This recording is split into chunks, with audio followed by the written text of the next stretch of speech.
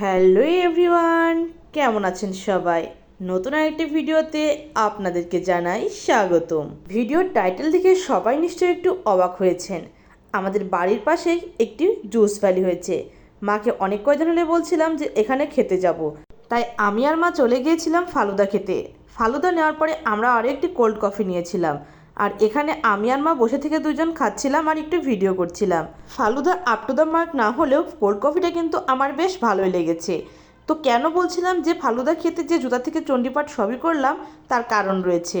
ফালুদা খাওয়ার পরই আমরা চলে গেলাম বাজার করতে, তাও আবার সবজি বাজারে।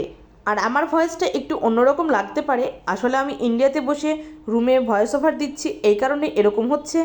তারপর আমাদের যেসব সবজি লাগতো সেগুলো আমি আর মা বাজার করে নিয়ে বাসায় ফিরলাম।